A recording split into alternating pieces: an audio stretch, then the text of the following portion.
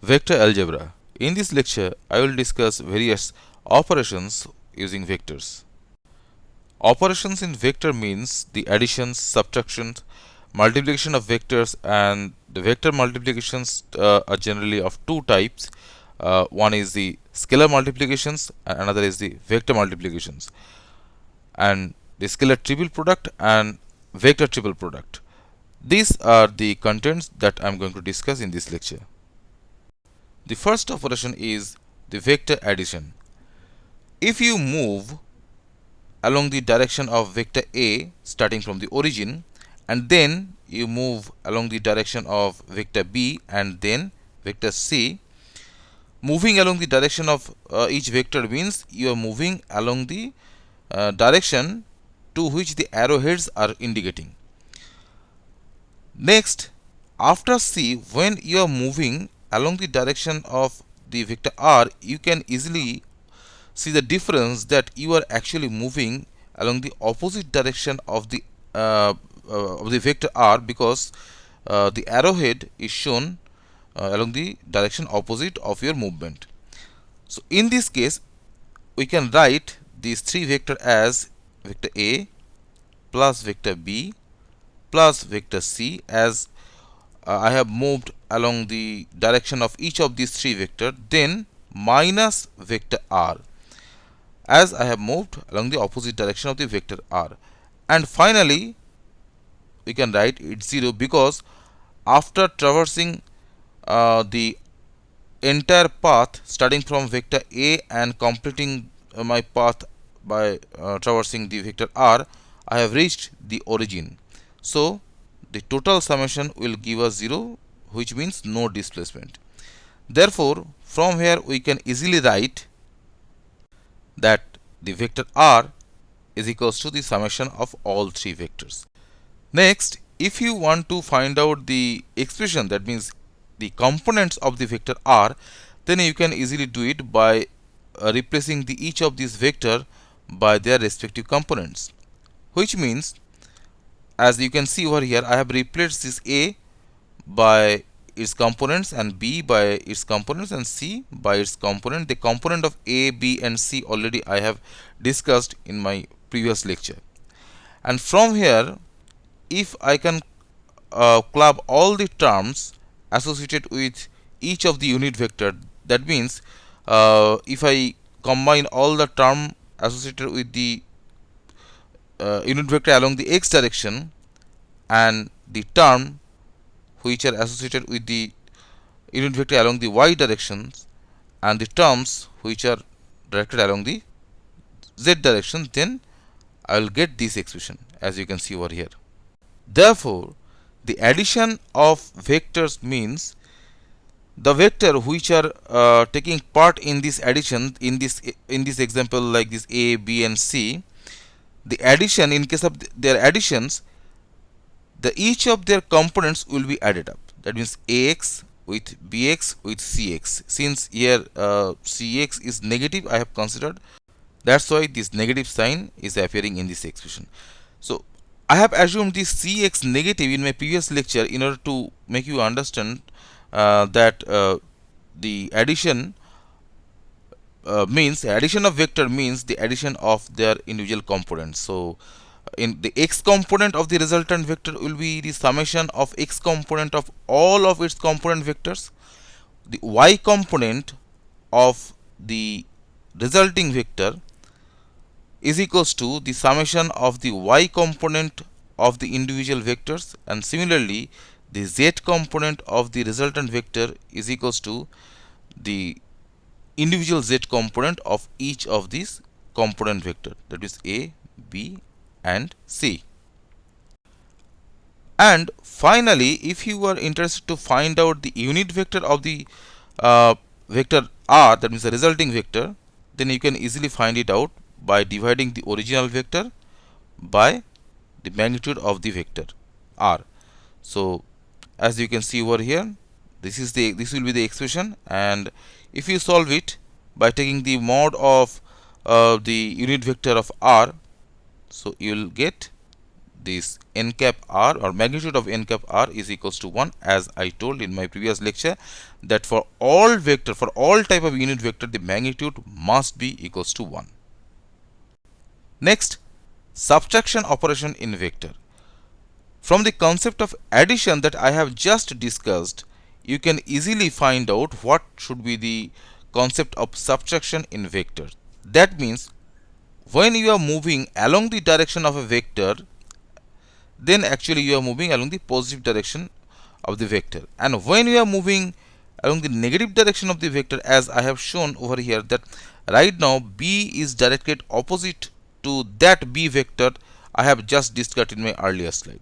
So therefore, as I am moving in this direction, which is the opposite direction of the vector B, so here I will consider that B is negative, as the R is also negative. So here I can easily write that vector A minus B, or rather I can write vector A plus minus vector B plus minus vector R is equals to 0, because traversing the entire path I am again returning back to the origin, so their summation will be equals to 0. So from here I can write the vector R is equals to vector A minus vector B, as shown over here. Now plus B means this one, that already we know. Now minus B means just you are placing a negative sign before the original vector, and which in turn placing a negative sign in front of each of every component of the vector B. And this one is the example of R equals to A plus B, just the addition operation that I have discussed already. Next, the multiplication operations. The multiplication operation is of two kinds. One is the multiplication of vector by a scalar and multiplication of vector by a vector. So first I am going to consider the multiplication of vector by scalar.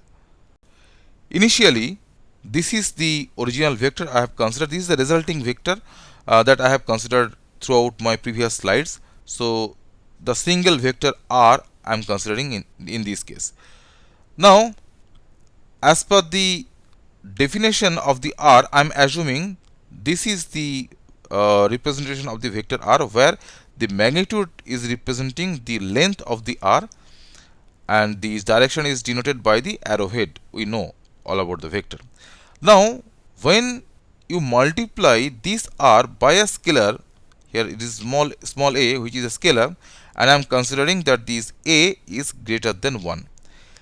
So in this case, each and every component of the R, that means the Rx, Ry and Rz, gets multiplied with the scalar a, which is greater than 1, which means right now the new component will be a Rx x cap plus a Ry y cap plus a Rz z cap. Now since a is greater than 1, obviously a Rx is greater than Rx, a Ry is greater than Ry, and a Rz is greater than Rz, which signifies that the new vector, which can be denoted as a times the R vector, is greater in length when you will compare with the original vector R. So multiplication of vector by scalar means it increases its length or its value, which the vector is actually representing. Now if you multiply the scalar having the value which is less than 1, that means if a is equals to less than 1, then obviously the new vector will be somewhat less than the original vector, somewhat like this. Next is the multiplication of a vector by vector. But when you are multiplying a vector using another vector, so there exists two types of multiplication. One is the dot product, another is the cross product. So first of all, I am going to discuss the dot product. Here, as you can see, the two type of vector, vector A and vector B, they made an angle theta in between them. So the dot product of a vector can be represented as A dot B is equals to magnitude of the vector A times the magnitude of the vector B times the cos theta. Clearly, the dot product or the result of the dot product is a scalar, and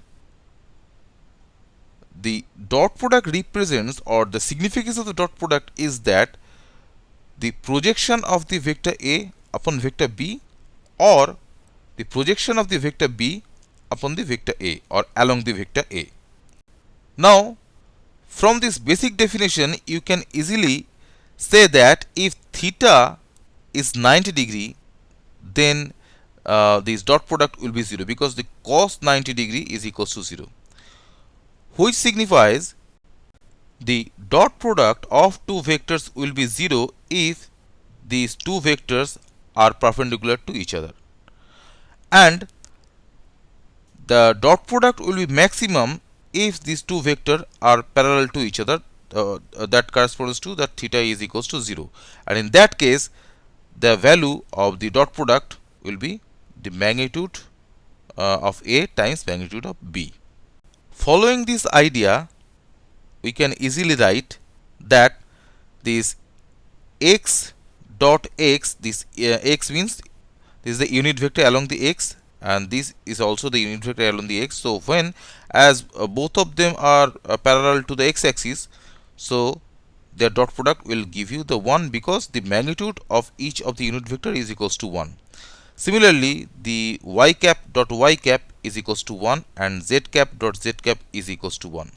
On the other hand, if you take the dot product of two axes, that means x axis with the y axis, which is represented by the x cap dot y cap, then obviously you are going to get a 0, because they are perpendicular to each other. Similarly, y cap dot z cap will give you 0, and x cap dot z cap also will give you 0, because all of these three vectors are mutually perpendicular to each other, because this in Cartesian coordinate, this x axis, y axis and z axis we consider perfectly perpendicular on each other. Therefore, if you take the dot product of B with itself, and that will give you the magnitude of the B square, which is equals to the bx square plus by square plus bz square, which are the component of the B vector. Now from here you can easily write the magnitude of B is equals to the x component square plus y component square plus the z component square, and this is why or how you can get the expression of the magnitude of any vector in terms of its components. Next, the cross product between two vectors. A cross product between two vectors can be represented by placing a cross between these two vectors as the vector B and vector A I have taken as example in this case.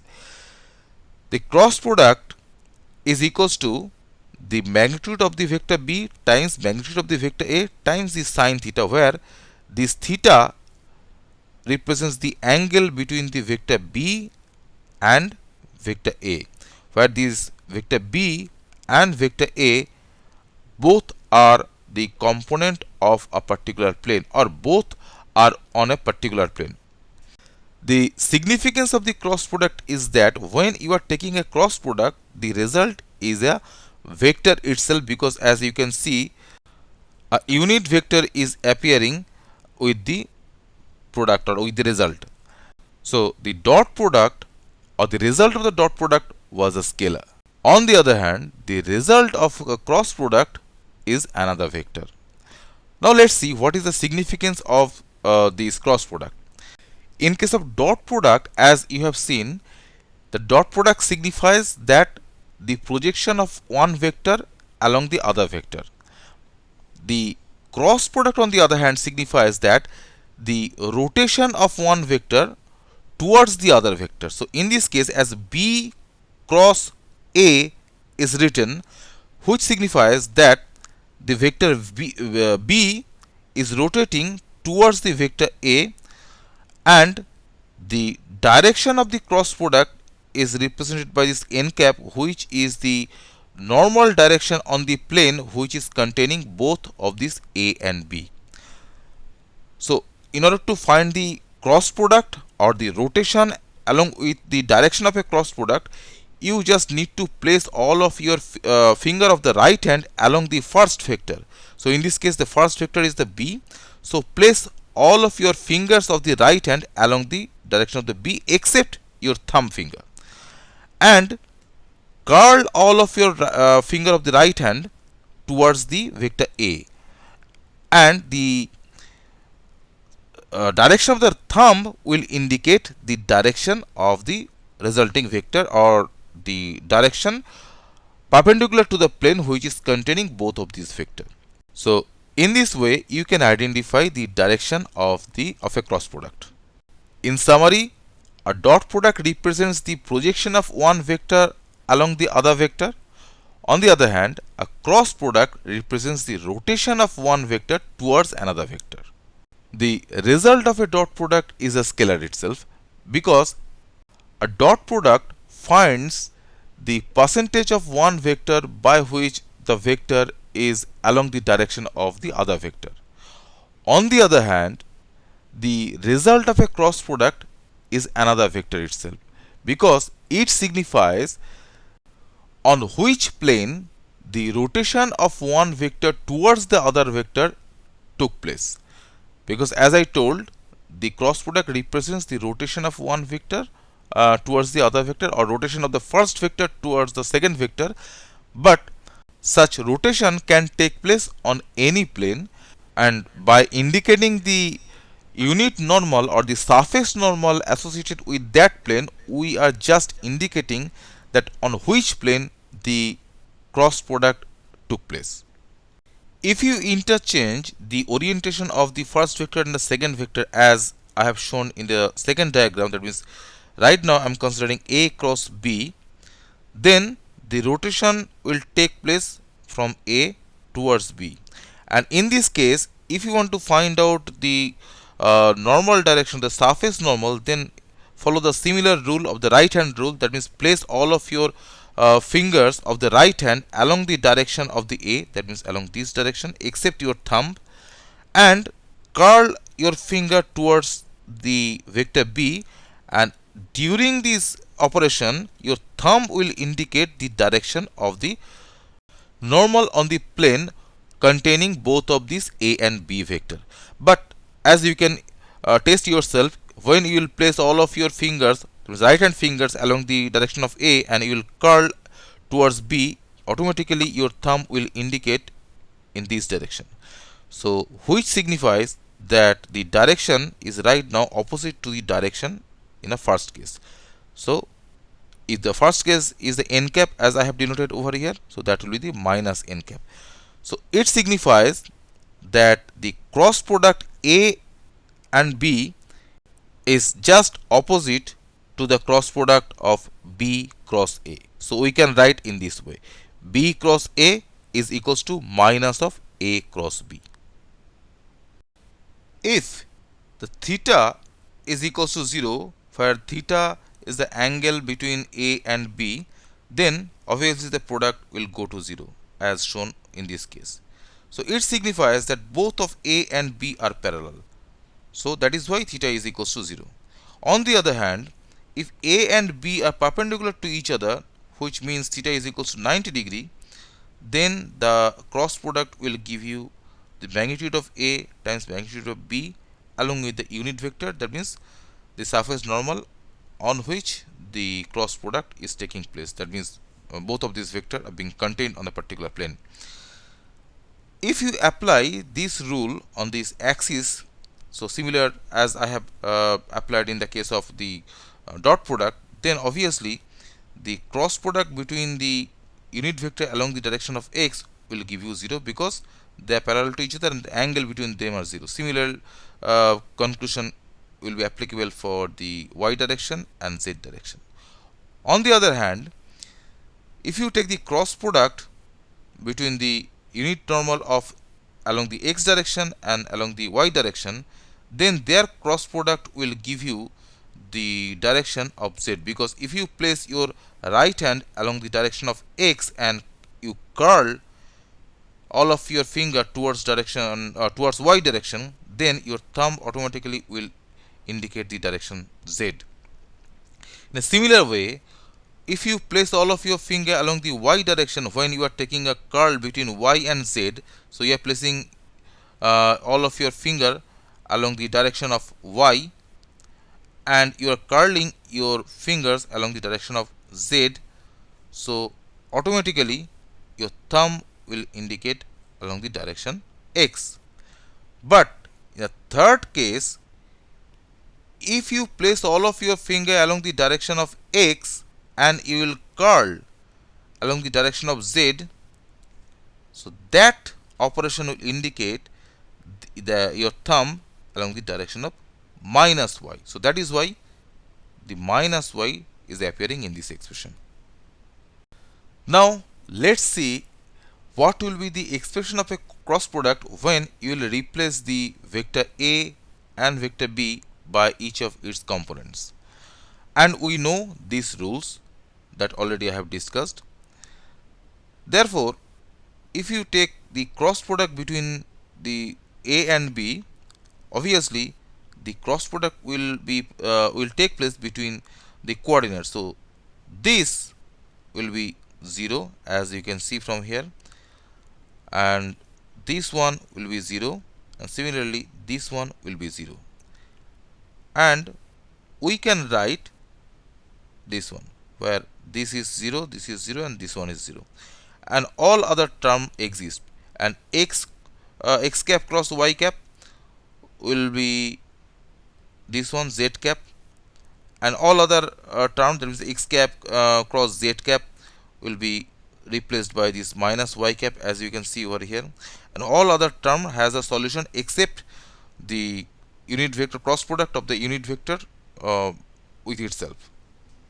A little rearrangement of this result that I have obtained in my previous slide will give you this one, and the result of a cross product then you can easily write in terms of a determinant of a matrix, where if you find out the determinant of this matrix, then you will end up with the similar expression that I have derived through this long process.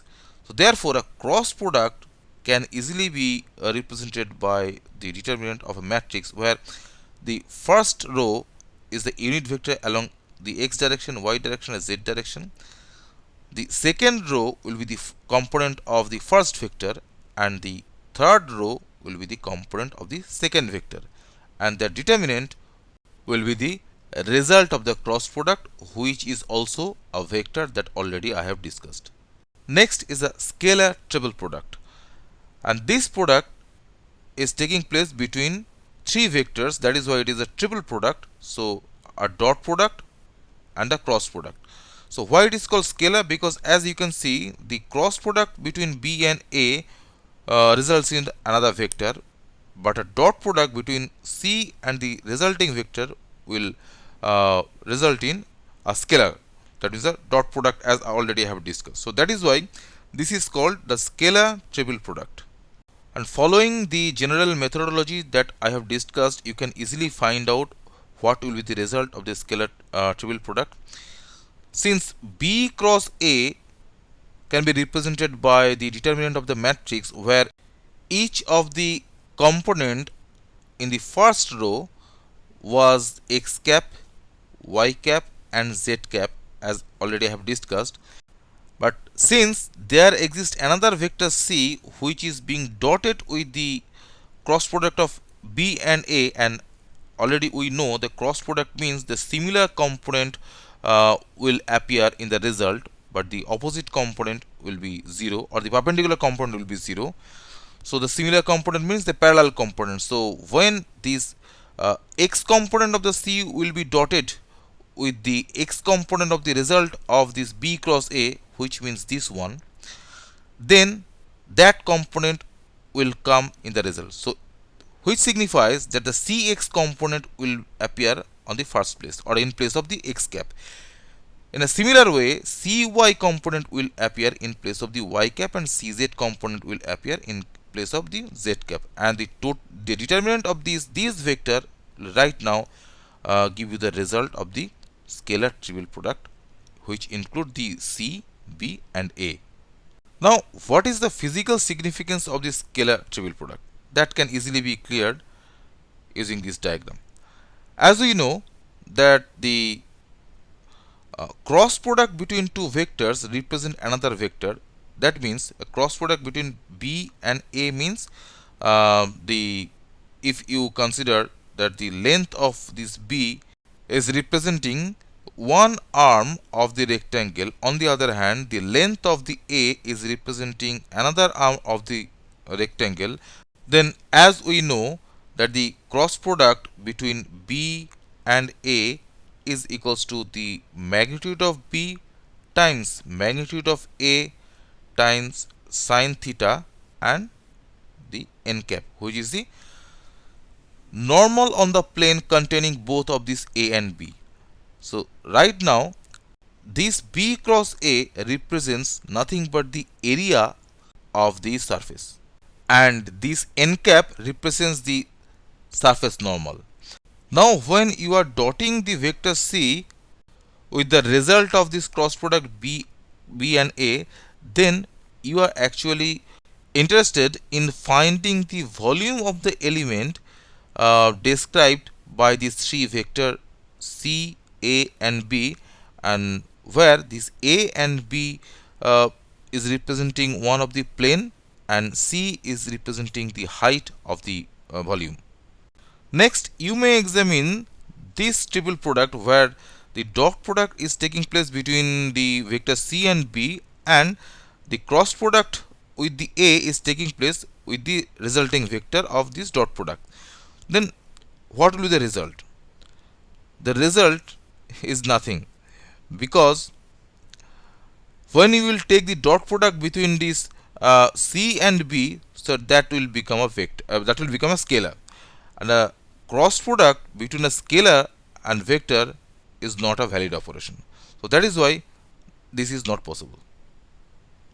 And the last one is the vector triple product. A vector triple product means it is also a triple product which include three vectors, vector a, b and c, as the scalar triple product included.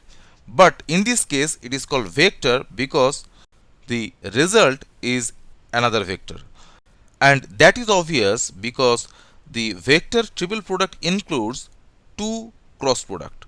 So first b cross c, and the vector a will be crossed with the result of the b cross c. So obviously the resultant or the result will be another vector, and this operation is followed by the back cap rule. So a cross b cross c is equals to b times a dot c minus c times a dot b.